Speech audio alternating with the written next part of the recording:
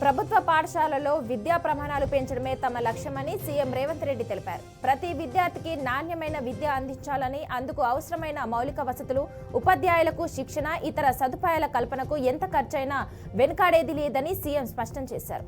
రాష్ట్రంలో 20 మంది కన్నా ఎక్కువ పిల్లలున్న గ్రామాలు, పట్టణాల్లో ఈ ఏడాది కొత్తగా 571 పాఠశాలలు ప్రారంభిస్తున్నట్లు తెలిపారు. పాఠశాలలు పునఃప్రారంభంపై నేపథ్యంలో కమాండ్ కంట్రోల్ కార్యాలయంలో విద్యాశాఖ అధికారులతో సీఎం సమీక్ష నిర్వహించారు. బోధన ప్రమాణాల పెంపునకు తీసుకోవాల్సిన చర్యలను సీఎం అధికారులకు సూచించారు. తల్లికి వందనంలో 13,000 రూపాయలు ఇచ్చి 2,000 రూపాయలు నా ఖాతాల్లో పడ్డాయన్న వైసీపీ నేతలకు తీవ్ర పరిణామాలు తప్పవని విద్యాశాఖ మంత్రి నారా లోకేష్ హెచ్చరించారు. 2,000 రూపాయలు నా ఖాతాలో పడినట్టు రుజువు చేయాలి, లేకుంటే క్షమాపణ చెప్పి ప్రకటన ఉపసంహరించుకోవాలని డిమాండ్ చేశారు. అలా చేయకుంటే వారిపై చట్ట ప్రకారం ముందుకెళ్తానని తేల్చి చెప్పారు. ఇక అసత్య ఆరోపణలని గతంలో మాదిరి ఉపేక్షించేది లేదని స్పష్టం చేశారు. నిరాధార ఆరోపణలు చేసేవారు మూల్యం చెల్లించుకోక తప్పదని హెచ్చరించారు. హైదరాబాద్ ఫోన్ ట్యాపింగ్ కేసులో మాజీ డీఎస్పీ ప్రణీత్ రావు మరోసారి విచారణకు హాజరయ్యారు. ఈ సందర్భంగా హార్డ్ డిస్క్ ధ్వంసం, ట్యాపింగ్ కు సంబంధించిన సాంకేతిక ఆధారాలు, పూర్వపు ఆదేశాల నేపథ్యంలో జరిగిన కార్యకలాపాలపై ప్రశ్నలు ఎదుర్కొన్నారు. గత విచారణలో తనపై అధికారుల ఆదేశాల మేరకు, ముఖ్యంగా ప్రభాకర్ రావు సూచనలతో ఫోన్ ట్యాపింగ్ చేశానని ప్రణీత్ రావు అధికారులకు తెలిపారు. ఫార్ములా ఈ కేసులో మాజీ మంత్రి కేటీఆర్ కు ఏసీపీ అధికారులు మరోసారి నోటీసులు జారీ చేయడాన్ని తెలంగాణ జాగృతి అధ్యక్షురాలు ఎమ్మెల్సీ కవిత ఖండించారు. రాజకీయ కక్ష సాధింపులో భాగంగానే మా వర్కింగ్ ప్రెసిడెంట్ కేటీఆర్ కు నోటీసులు ఇచ్చారని విమర్శించారు. కాంగ్రెస్ సర్కార్ మళ్లీ నోటీసులు జారీ చేయడాన్ని తీవ్రంగా ఖండిస్తున్నట్లు వెల్లడించింది. మీరు ఎన్ని కుట్రలు పన్నినా మీ వైఫల్యాలను ప్రజాక్షేత్రంలో ఎండగడతామని పేర్కొన్నారు. ఫార్ములా ఈ కేసులో ఈ నెల 16న విచారణకు రావాలని అవినీతి నిరోధక శాఖ మరోసారి కేటీఆర్ కు నోటీసులు జారీ చేసింది. మే 26నే ఈ కేసులో విచారణకు హాజరు కావాలని గతంలో ఏసీబీ నోటీసులు ఇచ్చింది.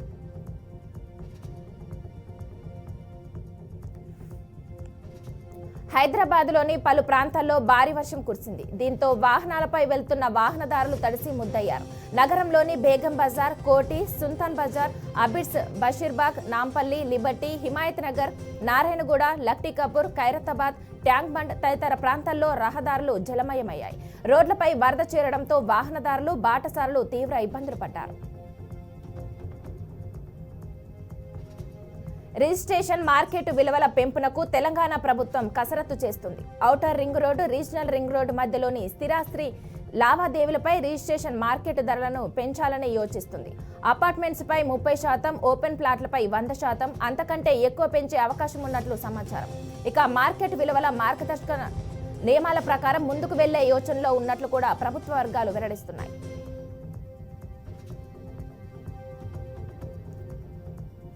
బీఆర్ఎస్ వర్కింగ్ ప్రెసిడెంట్ మాజీ మంత్రి కేటీఆర్ కు అవినీతి నిరోధక శాఖ మరోసారి నోటీసులు జారీ చేసింది.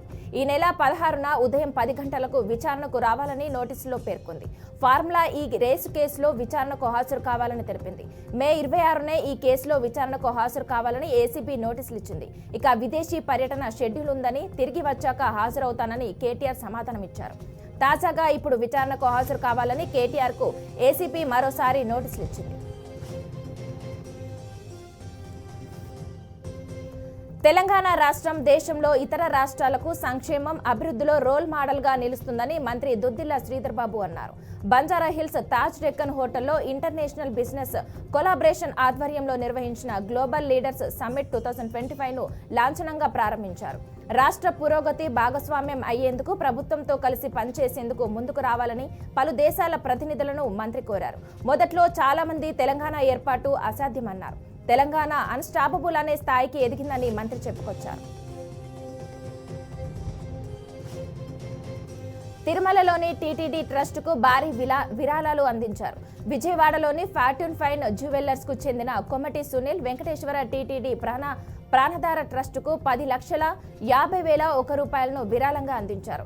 తాడపల్లి గూడెనికి చెందిన మాతూరు పంచాక్షరి శ్రీ బాలాజీ ఆరోగ్య వరప్రసాద్ని పథకానికి 10,116 రూపాయల విరాళంగా ఇచ్చారు. ఈ మేరకు దాతలు తిరుమలలోని టీటీడీ అదనపు ఈవో కార్యాలయంలో అదనపు ఈవో సిహెచ్ వెంకయ్య చౌదరికి విరాళం డీడీలు అందజేశారు.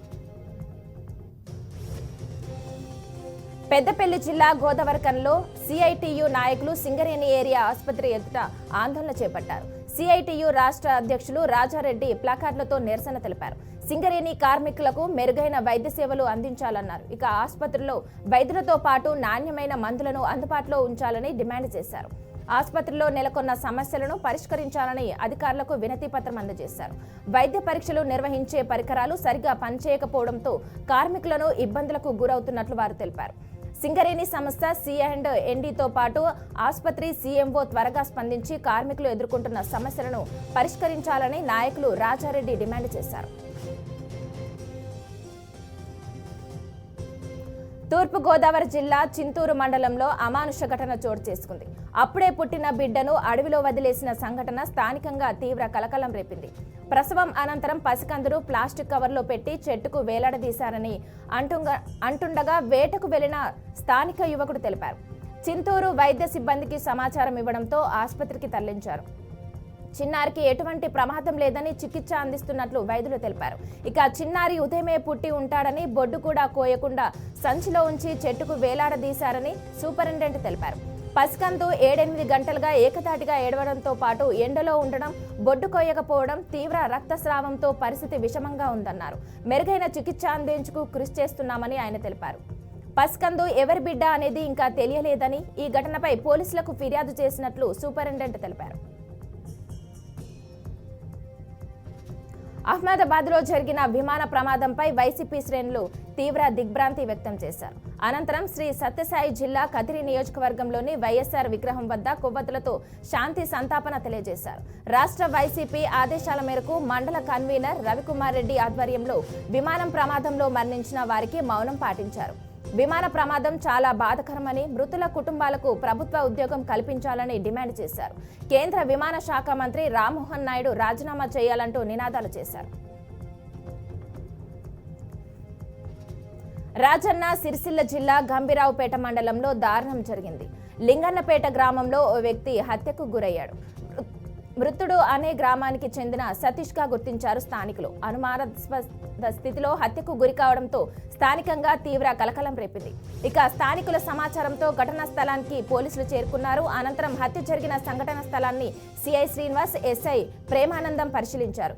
కేసు నమోదు చేసుకున్న పోలీసులు దర్యాప్తు చేపట్టారు. హత్యకు దారితీసిన పూర్తి సమాచారం ఇంకా తెలియాల్సి ఉంది. మెదక్ జిల్లా రామాయంపేటలో విషాద ఛాయలు అలుముకున్నాయి. ఓ కుటుంబం సంతోషంగా గడపాలని బయలుదేరిన ప్రయాణం క్షణాల్లో కన్నీటి సముద్రంగా మారింది.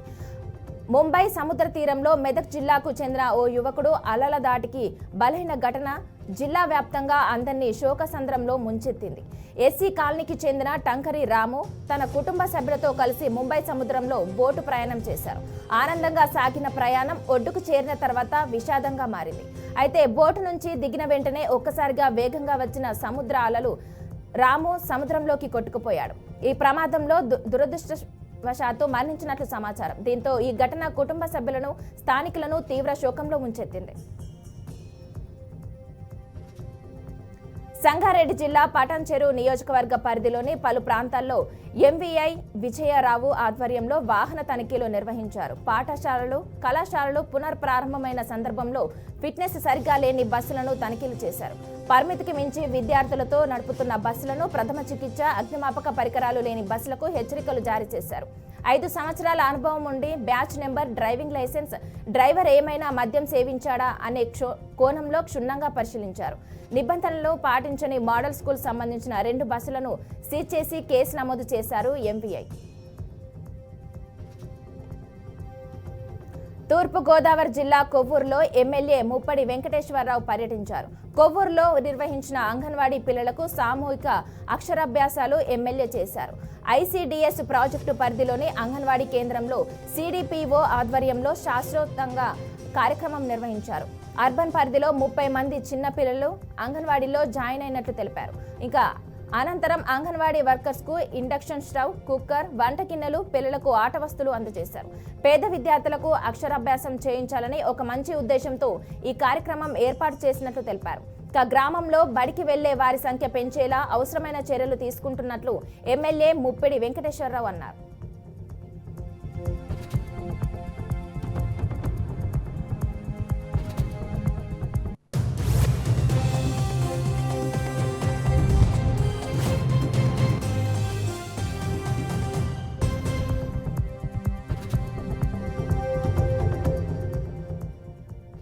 ఏపీలో దారుణ ఘటన చోటు చేసుకుంది. అహ్మదాబాద్కు చెందిన వ్యాపారి డబ్బులు 4.5 కోట్ల రూపాయలు చోరీకి గురయ్యారు. నెల్లూరు సరిహద్దులో విజయవాడ హైవేపై మీద చోటు చేసుకుంది. వ్యాపార పనుల్లో భాగంగా అహ్మదాబాద్ వ్యాపారి 4.5 కోట్ల రూపాయలను ఢిల్లీ నుంచి చెన్నైకి కారులో డ్రైవర్ గుమస్తాకి ఇచ్చి పంపించారు. అయితే కారు నెల్లూరు సరిహద్దులోకి రాగానే జీపీఆర్ఎస్ సిగ్నల్ కట్ అవ్వగా అనుమానం వచ్చిన వ్యాపారి గుమస్తాకు డ్రైవర్కు ఫోన్ చేసినట్లు తెలిపారు. వారి ఫోన్లు కూడా స్విచ్ ఆఫ్ లో ఉండడంతో డబ్బు చోరీ అయినట్లు గుర్తించారు. ఇక నెల్లూరు పోలీసులకు ఫోన్లో సమాచారం అందించగా అప్రమత్తమైన మర్రిపాడు పోలీసులు హైవేపై కారును గుర్తించారు. కారులోని లాకర్లు తెరిచి ఉన్నట్లు గుర్తించిన పోలీసులు కేసు నమోదు చేసుకుని నిందితుల కోసం 4 బృందాలుగా గాలింపు చర్యలు ప్రారంభించారు.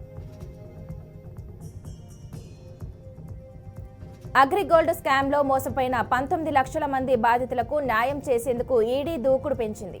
ఏపీ, తెలంగాణ, కర్ణాటక, ఒడిశా, అండమాన్, నికోబార్ దీవుల్లోని ఈ బాధితుల నుంచి అగ్రిగోల్డ్ సంస్థ 32 లక్షల ఖాతాల ద్వారా 6,380 కోట్ల రూపాయలు వసూలు చేసి మోసం చేసింది. ఈడీ ఇప్పటివరకు 4,141 కోట్ల రూపాయలు విలువైన 2,310 ఆస్తులను జప్తు చేసి వాటిని వేలం వేసి డిపాజిట్లకు చెల్లించే పనిలో ఉంది. ఈ కేసులో 33 మందిపై ఛార్జ్ షీట్ దాఖలు చేసిన ఈడీ 3,339 కోట్ల రూపాయల ఆస్తులను ఏపీ సిఐడికి బదిలీ చేయనుంది. ఆంధ్రప్రదేశ్ ప్రభుత్వం గతంలో 940 కోట్ల రూపాయలు చెల్లించగా ఇప్పుడు జప్తు ఆస్తుల విక్రయం ద్వారా మరింత నిధులు బాధితులకు అందజేయనుంది. తిరుమల లడ్డు ప్రసాదంపై సోషల్ మీడియా అసత్య ప్రచారం జరుగుతుందని టీటీడీ ఆగ్రహం వ్యక్తం చేసింది. నవీన్ కుమార్ అనే వ్యక్తి సోషల్ మీడియాలో చేస్తున్న ప్రచారాన్ని ఖండించింది. అవన్నీ అసత్య ప్రచారాలని టీటీడీ స్పష్టం చేసింది. జూన్ 8న స్వామివారి లడ్డు ప్రసాదం తినేటప్పుడు నోటిలో గాయమైందని నవీన్ కుమార్ ఆరోపించారు. ఇక దీంతో అతడికి టీటీడీ సిబ్బంది అంబులెన్స్ లో అశ్విని ఆసుపత్రికి తరలించారు. అక్కడ వైద్య పరీక్షలు నిర్వహించి అనంతరం స్విమ్స్ ఆసుపత్రికి తరలించి అక్కడ కూడా వైద్య పరీక్షలు చేశారు. కాగా సదరు వ్యక్తి లడ్డు తింటూ నాలుక కొరుక్కోవడం వల్ల చిన్న గాయమైందని నిర్ధారించారు. దీనిపై టీటీడీ ఆగ్రహం వ్యక్తం చేసింది. ఇక టీటీడీ నుంచి నష్టపరిహారం పొందాలనే దురుద్దేశంతోనే లడ్డుపై అసత్య ప్రచారం చేశాడని టీటీడీ ఆగ్రహం వ్యక్తం చేసింది.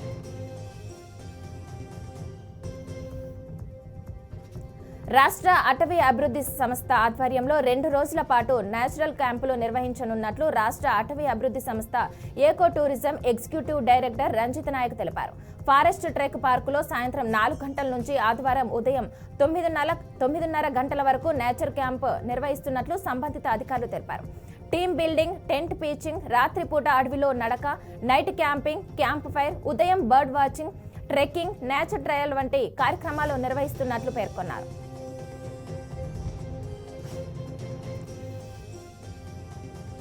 సిపిఐ జాతీయ కార్యదర్శి డాక్టర్ కె నారాయణ్ ఎంఆర్పీఎస్ వ్యవస్థాపకులు పద్మశ్రీ మంద కృష్ణమాదిగ తన నివాసంలో మర్యాదపూర్వకంగా కలిశారు.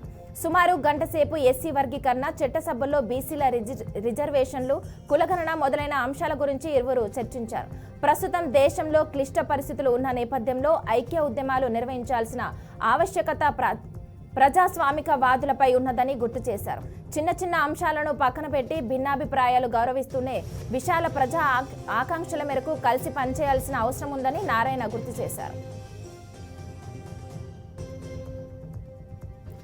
బీసీ స్టడీ సర్కిల్ ఆధ్వర్యంలో civil service long term coaching తరగతులు 2025 జూలై 25వ తేదీ నుంచి వచ్చే ఏడాది 2025 ఏప్రిల్ 30వ తేదీ వరకు లక్ష్మీనగర్ కాలనీ, సైదాబాద్లో నిర్వహించబడతాయని BC study circle director Srinivas Reddy తెలిపారు. 150 మంది అభ్యర్థులకు కోచింగ్ ఇవ్వడం జరుగుతుందని, వీరిలో 100 మంది ప్రతిభావంతులైన విద్యార్థులకు జూన్ 12వ తేదీన నిర్వహించే ఆన్లైన్ స్క్రీనింగ్ టెస్ట్ ద్వారా ఎంపిక చేయడం జరుగుతుందన్నారు. మరో 50 మంది అభ్యర్థులను గతంలో సివిల్ సర్వీసెస్ పరీక్షలో ఉత్తీర్ణులైన వారిని ఎంపిక చేయడం జరుగుతుందన్నారు. పబ్లిక్ సర్వీస్ కమిషన్లు రాజ్యాంగ విలువలను కాపాడాలని రాష్ట్ర గవర్నర్ జిష్ణుదేవ్ వర్మ అన్నారు. అర్హులైన అభ్యర్థులను ఎంపిక చేసే బాధ్యతను నిర్వర్తించాలని ఆయన సూచించారు. నల్సార్ యూనివర్సిటీలో 2 రోజులుగా డీజీపీఎస్సీ ఆధ్వర్యంలో జరుగుతున్న నేషనల్ వర్క్ షాప్ ముగిసింది. నీతి, న్యాయం, సామర్థ్యంతో నియామక ప్రక్రియలు జరగాలన్నారు. 2వ రోజు చట్టపరమైన పనుల్లో సాంకేతికతను ఏకీకృతం చేయడం, ఆల్ బ్యాక్ చైన్ ద్వారా సామర్థ్యాన్ని పెంపొందించడం, ఫిర్యాదుల సత్వర పరిష్కారానికి యంత్రాంగాలను ఏర్పాటు చేయడంపై చర్చించారు.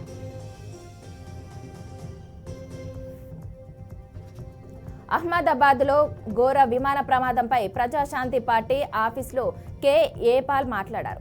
విమాన ఘటన టెర్రరిస్టుల పైనే దీనిపైన పూర్తి విచారణ జరపాలని కోరారు. అలాగే కేంద్ర మంత్రి రామ్మోహన్ నాయుడుపై ధ్వజమెత్తారు. రామ్మోహన్ చదివింది ఇంజనీరింగ్ అని, ఆయనకు ఎలాంటి అనుభవం లేకుండా ఏవియేషన్ మినిస్ట్రీని ఎలా నడిపిస్తారని అన్నారు. దేశంలో 486 విమానాశ్రయాలు ఉన్నాయని, విమాన రంగం చాలా నష్టాల్లో ఉందని చెప్పారు. రామ్మోహన్ నాయుడుకు ఎలాంటి అనుభవం లేదని మండిపడ్డారు. దీనికి బాధ్యత వహిస్తూ కేంద్ర మంత్రి రామ్మోహన్ నాయుడు రాజీనామా చేయాలని డిమాండ్ చేశారు. హైదరాబాద్ తార్నాకాలో ఇంటర్నేషనల్ స్టూడెంట్స్ హాస్టల్ మెస్ సేవలు గత 2 రోజులుగా నిలిపివేయబడ్డాయని విద్యార్థులు ఆవేదన వ్యక్తం చేశారు.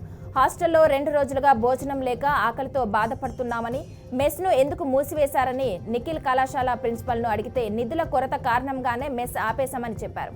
అయితే ఇది ఓ ఆటోనమస్ కళాశాల అని, ఉస్మానియా యూనివర్సిటీకి దానికి సంబంధం లేదని బీసీ రవీందర్ కుమార్ చెప్పారని విద్యార్థులు వివరించారు.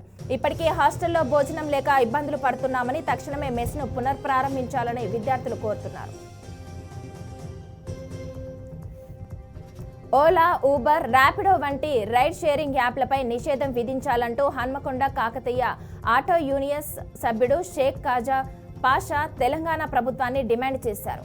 ఈ యాప్ల వల్ల ఆటో డ్రైవర్లకు ఆదాయం గణనీయంగా తగ్గిందని, జీవితాన్ని కొనసాగించలేని స్థితికి చేరుకున్నారని ఆవేదన వ్యక్తం చేశారు. ఇప్పటికే రాష్ట్ర వ్యాప్తంగా 60 మంది ఆటో డ్రైవర్లు ఆత్మహత్యలకు పాల్పడ్డారని తెలిపారు. ఈ యాప్లపై గత ఏడాది నుంచే నిరసన తెలుపుతున్నప్పటికీ రాష్ట్ర ప్రభుత్వం స్పందించకపోవడంపై అసంతృప్తి వ్యక్తం చేశారు. కర్ణాటకలో వీటిపై నిషేధం విధించిన విషయం గుర్తు చేస్తూ తెలంగాణలో అలాగే చర్యలు తీసుకోవాలని డిమాండ్ చేశారు. కర్ణాటక హైకోర్టు ఆదేశాల మేరకు రాష్ట్రంలో బైక్ టాక్సీ సర్వీసులు ఆగిపోనున్నాయి. ఓలా, ఊబర్, ర్యాపిడో వంటి యాప్ ఆధారిత బైక్ టాక్సీ సేవలను నిలిపివేయాలని కర్ణాటక హైకోర్టు ఏప్రిల్ 2న ఆదేశాలు జారీ చేసింది. ఈ నిషేధం జూన్ 16 నుంచి అమల్లోకి రానుంది. ఇక కర్ణాటక రాష్ట్ర ప్రభుత్వం 2021లో ప్రవేశపెట్టిన ఎలక్ట్రిక్ బైక్ టాక్సీ స్కీమ్ను 2024 మార్చిలో రద్దు చేసింది. ఈ స్కీమ్ లక్ష్యం కనెక్టివిటీని మెరుగుపరచడం, ఉపాధి అవకాశాలను సృష్టించడం. అయితే ఈ స్కీమ్లో దుర్వినియోగం జరిగిందని, ఎలక్ట్రిక్ బైక్లను బదులు వైట్ నెంబర్ ప్లేట్ బైక్లను ఉపయోగించరాదని, ఇది మోటార్ వాహనాల చట్టాన్ని ఉల్లంఘనగా ప్రభుత్వం గుర్తించింది.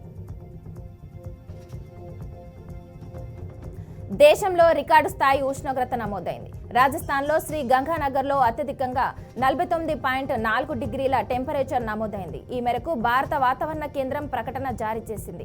ఈ ఏడాది దేశవ్యాప్తంగా నమోదైన ఉష్ణోగ్రతల్లో ఇదే అత్యధికమని తెలిపింది.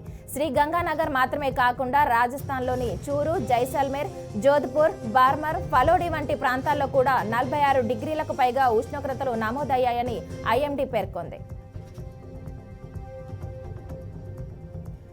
ఇజ్రాయిల్, ఇరాన్ మధ్య సైనిక ఘర్షణలు మరింత ఉద్రిక్తంగా మారుతున్న నేపథ్యంలో Iran supreme leader Ayatollah Ali Khamenei ఇజ్రాయిల్కు తీవ్ర హెచ్చరికలు జారీ చేశారు.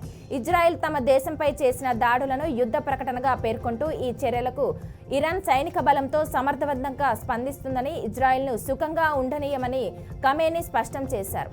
ఇజ్రాయిల్ మమ్మల్ని తక్కువగా అంచనా వేయవద్దు, ఈ దాడులకు తగిన ఫలితాలు ఎదుర్కోవాల్సి ఉంటుంది అని ఆయన టెహ్రాన్లో జరిగిన ఒక సమావేశంలో హెచ్చరించారు. ఇరాన్, ఇజ్రాయెల్ మధ్య నెలకొన్న ఉద్రిక్తతల నేపథ్యంలో అమెరికా అధ్యక్షుడు డొనాల్డ్ ట్రంప్ కీలక వ్యాఖ్యలు చేశారు. అణు ఒప్పందంపై ఇరాన్కు మరోసారి ప్రతిపాదనలు పంపినట్లు వెల్లడించారు. దాడులు విపరీత పరిణామాలకు దారితీస్తాయని, చర్చల ద్వారానే సమస్యలు పరిష్కరించుకోవాలని అమెరికా ఆశిస్తుందని చెప్పారు. ఇరాన్ అణుబాంబు కలిగి ఉండటం అంగీకరించదగిన విషయం కాదని స్పష్టం చేశారు. ఇక ఇజ్రాయెల్ ఇటీవల ఇరాన్పై నిర్వహించిన వైమానిక దాడుల నేపథ్యంలో ట్రంప్ చేసిన ఈ వ్యాఖ్యలు ప్రాధాన్యత సంతరించుకున్నాయి.